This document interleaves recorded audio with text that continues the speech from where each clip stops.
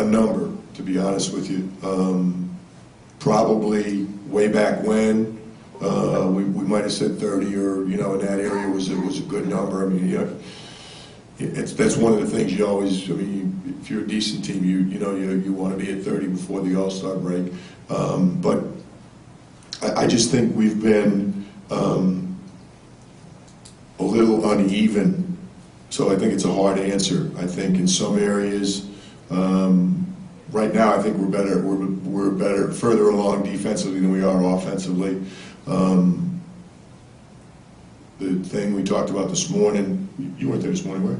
No. The thing we talked about this morning was the inconsistency when we losing by 20 or 25. I mean, it's too many big losses has been disappointing for us. Having said that, if you said in the beginning of the year, you're going to win at Oklahoma, you'll win at New York, you'll win at Indiana, somewhere else we won, it was a pretty tough place to win.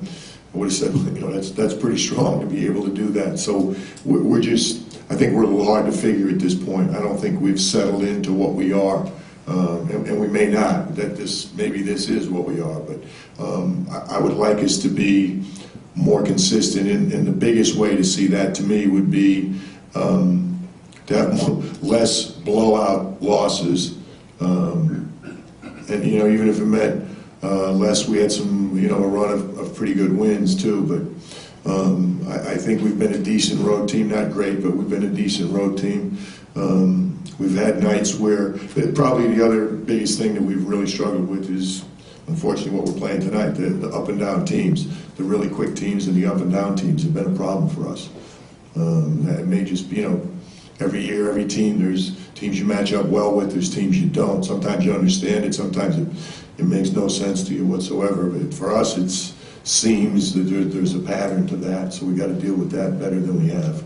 But we just have, I don't think we've established,